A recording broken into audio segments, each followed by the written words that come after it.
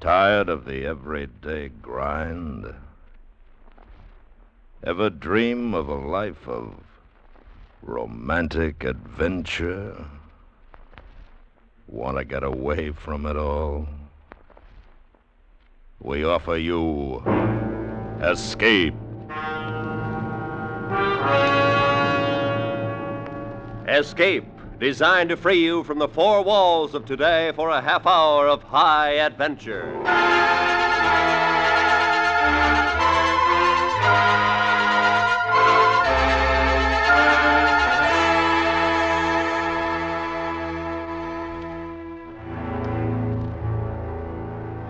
You are walking the streets of an Indian city. Terrifying, sweltering streets. While the man you fear has already made his mark on you. A mark from which there can be no escape. So listen now as Escape brings you James Leal Henderson's frightening story, The Untouchable.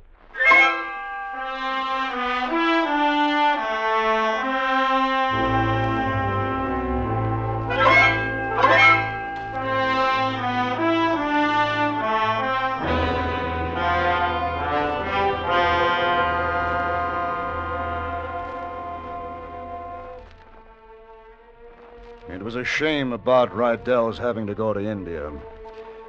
It was a shame about the leprosy, too. He was a little man, balding, pale, and in his early 40s. He was fussy and precise and an absolute fanatic about cleanliness. So you can see he was the last man on earth to send to India, even with his wife Prudence along to take care of him. Rydell and I were thrown together on a job. We met for the first time in the Hotel Imperial in Delhi. He was a chemical engineer, and I'm a construction engineer. We'd been hired separately to look over the possibilities of a chemical plant in India. It was a job I needed badly. I bounced around the globe a lot. Asia's not too bad when you get to know it, but Rydell, well, the poor guy was in misery. He was right out of a Cleveland suburb and terrorized by a germ.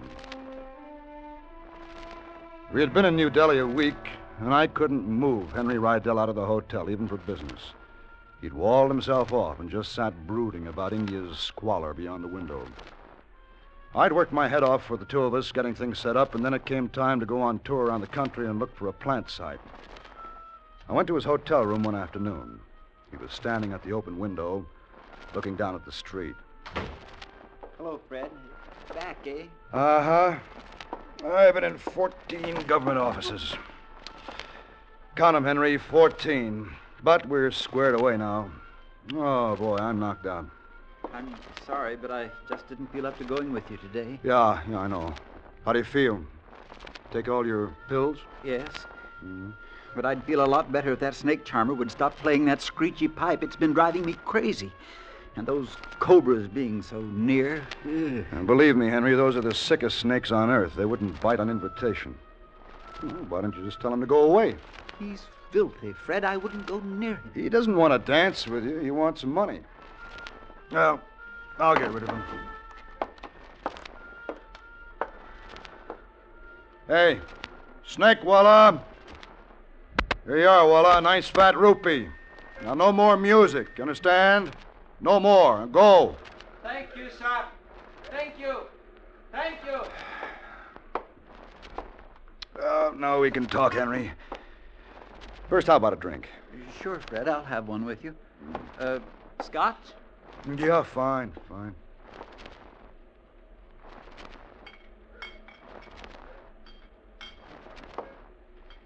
Fred, I'm afraid I've only got one glass left that's been put in boiling water. Just give me a glass, Henry. Any glass will do. You should be more careful. A British fellow was telling me yesterday... The whiskey will kill the germs, if any.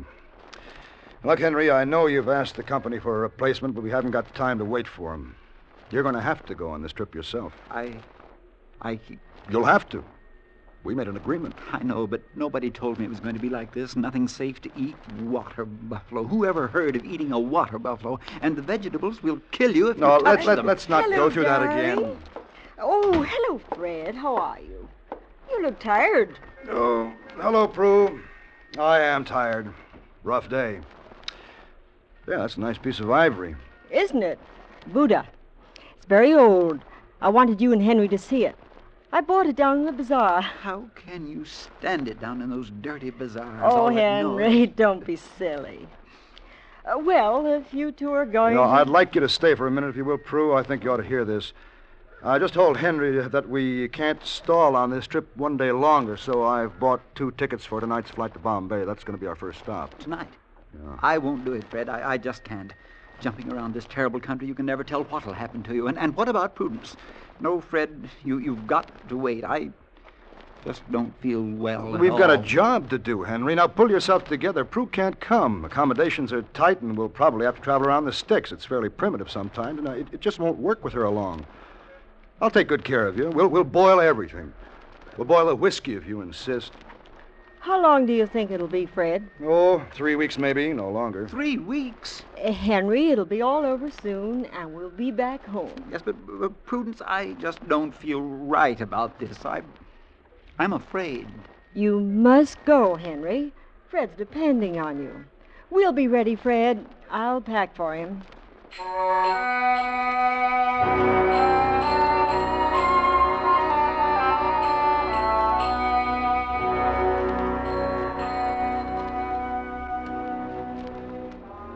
Well, we got off all right with Prudence pushing from behind.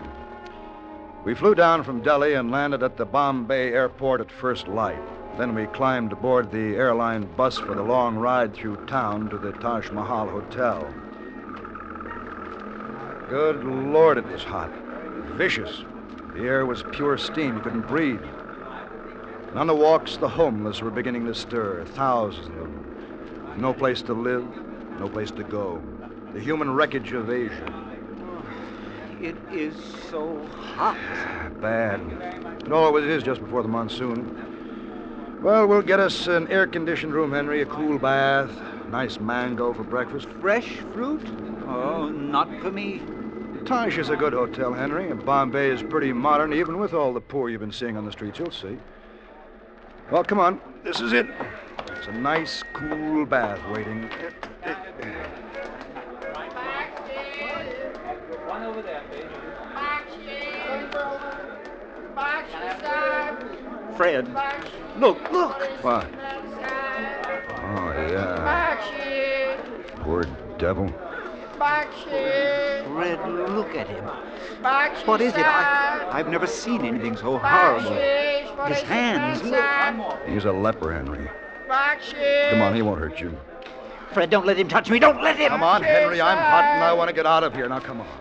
Fred. Bakshish for a sick man, His Sahib. hands. Sahib. 1 rupee, Sahib. Here. Take it easy, Willa. All right, Henry, let's go. Oh, Fred, his hands. They were horrible.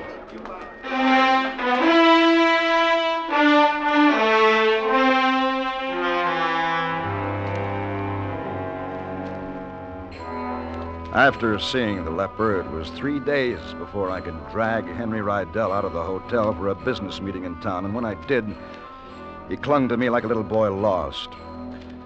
But we did make some headway in our plans, and I felt more cheerful after the meeting. I talked Henry into having dinner in a Chinese restaurant a few blocks from the hotel. The place was spotless. The food was good. Henry stoked up on rice, and I almost caught him smiling once. Then afterwards, we sauntered back to the hotel through the dark, stifling night. Well, that's the first decent meal I've seen you eat in India, Henry. It was good. I'd like to eat there again tomorrow, Fred. Sure, why not? But of course, you never can tell. The bugs might be anywhere. I'll take some tablets when we get back to the room. Yeah, you do that. Now, you outwit those bugs every time, Henry. Oh, say, look. Here's a store Prudence would like, nothing but ivory. Fred, wait a moment, will you? I want to look. Sahib, Master Bakshish for a sick man. I looked Sahib. back. That same poor devil of a leper had moved out of the darkened doorway of the store and was pawing Henry. No, get away from me! Don't touch me! Sahib, Bakshish. Please, no, leave me alone! No, Bakshish, Fred, his hands, they've touched me. Here, Walla, pick him up. For heaven's sake, get away! Get away! Thank you, Master. He touched Thank me, Fred, you. right on my skin. He touched me. Come out of it, Henry. Nothing's going to happen. Sir, look.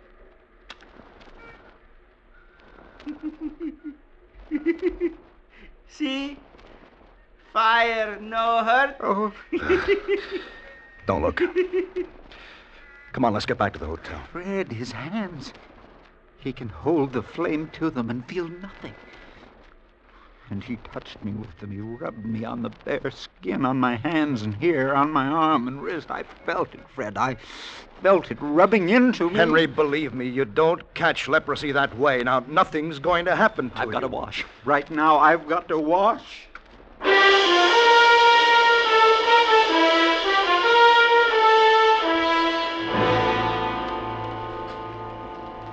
Henry washed all right, thoroughly. He washed for half an hour. This I didn't mind, but as I turned and twisted in bed through the hot blanketing night, I could hear him. Every few minutes, washing. He kept it up day and night. Wherever we were, washing harder and harder. He scrubbed those places on his arm and wrist with a brush until the skin was rubbed raw. For 2 days it went on like that, but I let it pass. I didn't say anything. I needed him for the tour, good or bad. Gosh knows he wasn't worth much in that state, but he was docile. Nice and docile. Nothing seemed to bother him so long as he had a place to wash. Henry, you're clean enough for tonight. You've got to grab some sleep. If I keep at this thing, maybe I can prevent infection. If you keep at it, you'll wear your arm away. No, I figure if I just scrub down in there below the skin, I'm sure to kill it. Henry, we're pretty well finished up here in Bombay. Tomorrow I thought we'd shove off for Bangalore and look around. Sure, Fred, that's fine by me. Anything you say. A day there ought to be enough, and then Madras. The way things are shaping up, Madras may be the spot for the plant. Henry? Madras. I thought we'd stick around Madras about a week. Okay, Fred. I thought you might wire Prudence and ask her to meet us there. No. No, I don't want to do that. Not now. Why, Henry? There's no point in it. I'd rather she stayed in Delhi until this tour is finished. She's used to it there, Fred, and there's no telling what you and I will be doing. Why, Henry? I don't want Prudence to come. That's final. All right. Just forget it. But, Henry, listen to me. Please. Stop worrying about that leper touching you. Nothing's going to happen.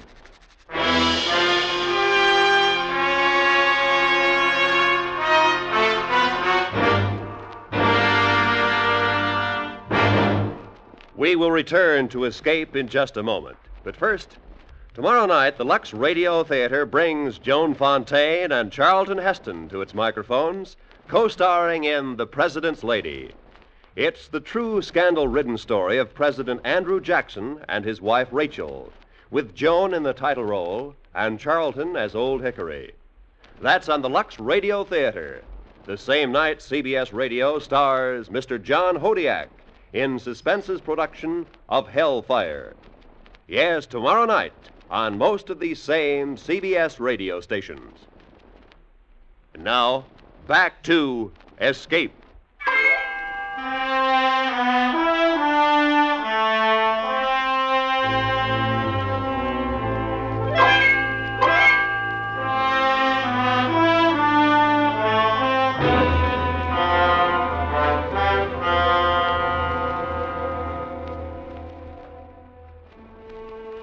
Madras, South India. A warm, wet wind off the Bay of Bengal.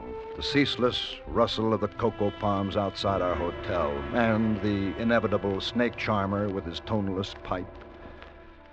I worked hard in Madras. Maybe too hard. I didn't see that Henry was cracking up. Badly. But don't get me wrong. He made good sense. And on the business side was perfect. When I said yes, he said yes. Anything I didn't like, Henry didn't like it either. Ideal for me. He had the big reputation from the States, which the Indian people wanted, and I ran the show. I was hoping to nail down a deal right there. A day or two more, and we'd be all set. And it had been a long time. A long, long time. But, as I said, poor old Henry. Coming apart. One afternoon, I was going over plans in our room. Yes, I understand. Then, with the plant here, we'd have to put in a railroad siding leading somewhere through just about in here. Oh. There's room for a landing strip just to... Henry, what's the matter? Nothing. What the devil are you up to? What are you doing to your arm? It's all right, Fred. Nothing. Go ahead with the plan. No, I want to see. You've been pinching yourself. Henry, for heaven's sake. I want to make sure that I can feel it when I pinch myself. Sometimes I don't, Fred. Henry, now, sit still and listen to me. And try to get this through your head. You haven't got leprosy. Oh, yes, No, Fred. there's not a chance in 1,000,000 or even 10,000,000 that you've got it. Yes, but that man... I know the leper touched you, but the disease is just not that contagious. If he rubbed you all night with his hands, you wouldn't get it, and I take my word for it. There are exceptions, Fred. Yeah, maybe, but I doubt it. And you're not one of them anyway. Now, Henry, believe me. There's not a chance in the world of your having leprosy. And if you did, you wouldn't know it for years. But I catch things easily, Fred. I always have. And when I pinch myself here on the wrist real hard, I don't Henry... feel a thing. Honestly. Up here, I can feel it on my arm, so there must be something. I'm going to get a doctor. No, Fred. No, please. He might send me to one of those awful colonies here in India. I might never get home. I'm going to get a doctor. No. Fred, please, I believe you now. I don't have it. I couldn't have it. You don't have to get a doctor. Okay, Henry. We'll let it go for now. But forget leprosy, will you? Just hang on to yourself for a few more days until we get this deal set, and then everything will be fine. Did I say everything will be fine? Just how wrong can you be? I wired Prudence in Delhi and told her to hustle down to Madras on the first available plane, and meanwhile I just played for time, but there wasn't enough of it. Then one night I woke up when I heard Henry moving about during the quiet hours of the early morning. His bed lamp was on. What is it, Henry? Henry, what's the matter?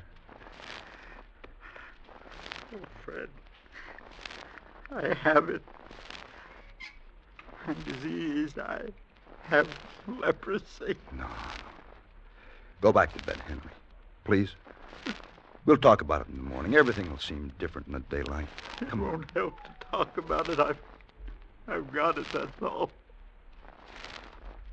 I'm unclean. Fred, I'm a leper. A leper. Please. Henry, try to sleep. Oh, Fred, I can prove it. Watch. See, I don't feel a thing. The flesh is dead. No, stop that. Stop it, Henry. I'm diseased. A leper.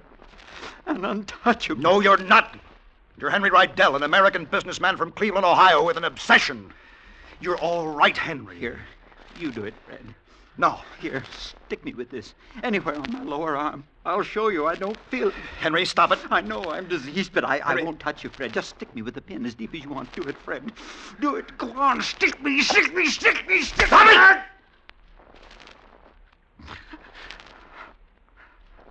I'm a leper. Yeah. I guess that's right. Will you try to sleep now, Henry? Yes. I'll sleep. I'm tired. But, Fred, you won't tell anyone about this. I mean a doctor or anyone like that. No, of course not. It's got to be our secret, Fred. Not even Prudence can know. You see, they might try to send me to one of those colonies, and I couldn't stand it, Fred. Fred, you promise? I promise, Henry. Now go to sleep. When this deal is signed for you, I'll just disappear, Fred. I don't know where yet, but nobody will ever hear from me again.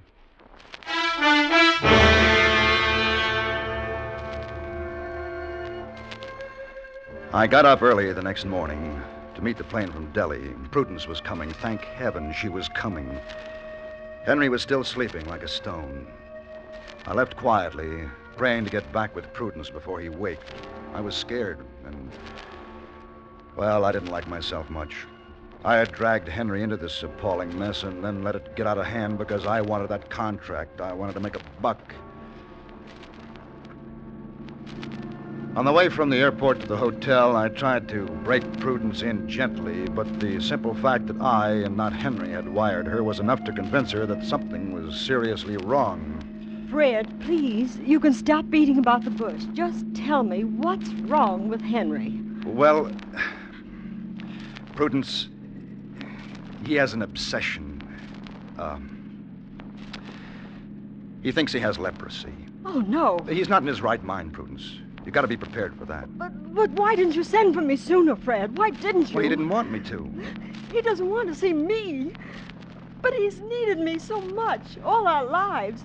All I've ever done is take care of Henry. At home, I always... Prudence, now, try to understand. This isn't home. It's India. And Henry thinks he's a leper.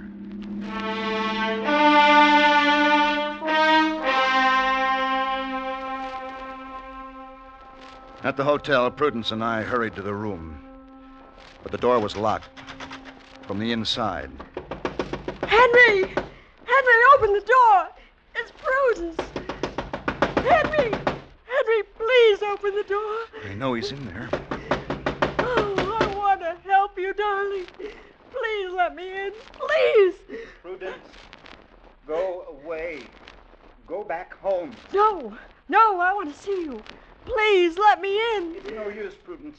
Forget me. I'm unclean. Go back home. Henry! You've got to forget me, Prudence. Don't you see? I'm dead. For you, I'm dead. I'm finished. Oh, Henry.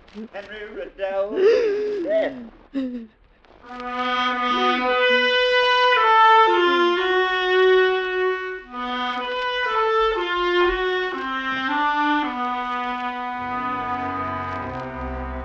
I went after a doctor then, fast. Fortunately, there was one with offices right in the hotel building. Nice-looking young fellow, an Indian, dark and slender, and he wore Indian rather than European clothing. It certainly wasn't very coherent, and a perplexed expression came into his face. But he took up his kit and came along with me. We may have to force our way in, Doctor. So? This is a very strange case, Mr. McAllister? It sure is. Well, here we are. Anything happened, Prudence? No, he won't even answer me anymore. Henry! Henry! Well...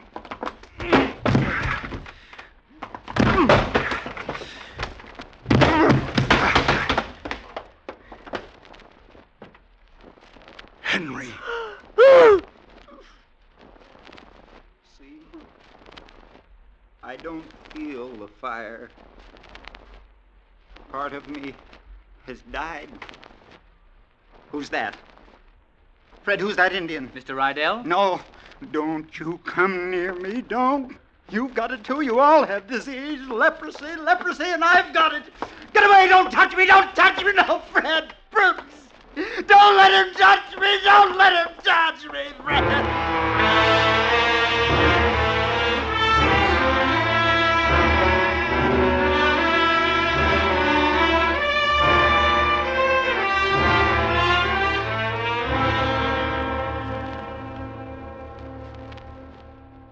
That was it.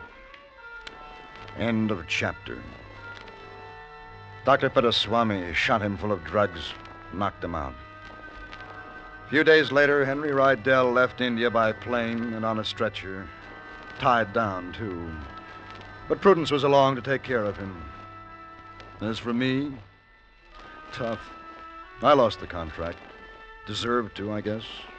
The way I treated Henry, dragging him around India in that condition. End of chapter, but not quite the end of the story. I knocked around Asia for months after that, and all the time I wondered how poor old Henry came out.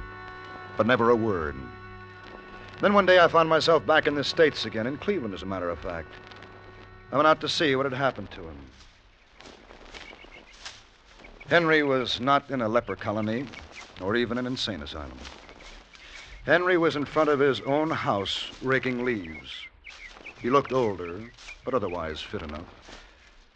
Funny thing, though, I said hello, and he said hello, and then he said... I have to go in now. Oh, but Henry, no, wait a moment. Yes? Well, I just want to tell you that I'm glad you're well again. You don't know how glad. It's a load off my mind. Henry, you remember me, don't you? Fred McAllister. Yes? I remember you. How's Prudence? Prudence is in good health, thank you. Fine. Happy to hear it. Well, aren't you going to... Oh. What's the matter? Nothing. I'm all right. Henry had grabbed his left arm as if it had suddenly been scalded, burned. And you know what it was? An ant. A tiny ant crawling on the skin. Feeling had come back to his arm all right, with a vengeance. Well, I have to go in now. Goodbye, Fred. Bye, Henry. I'm glad to see you home again.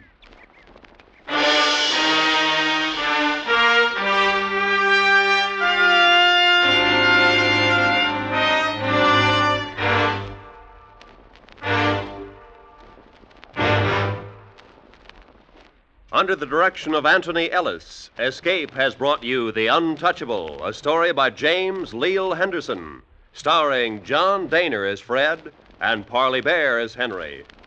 Featured in the cast were Joan Danton, Jack Crucian, and Charles Davis. The special music for Escape was composed and conducted by Leith Stevens. Next week.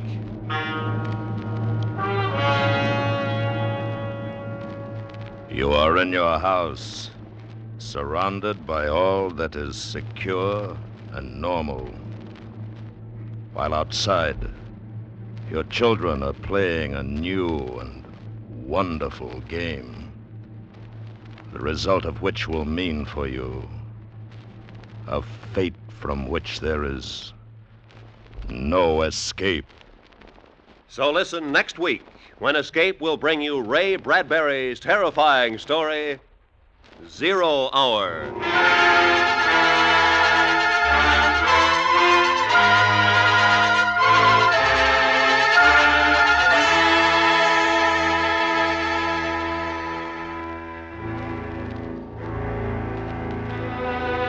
Tomorrow night, when Arthur Godfrey beckons to the new talent scouts and their discoveries, you'll meet Ed Stroll, a popular songman, Martha Flowers, who has a way with semi-classical songs, and the Fletcher Peck Trio, as unusual a novelty group as you've heard in a long, long time. They're all potential winners on Arthur Godfrey's Talent Scouts. Yours for fun and human interest, tomorrow night on most of these same CBS radio stations. Be sure to hear it. Arthur Godfrey's Talent Scouts. This is Roy Rowan speaking. And remember, there's action as a policeman really finds it in 21st Precinct. Tuesdays on the CBS Radio Network.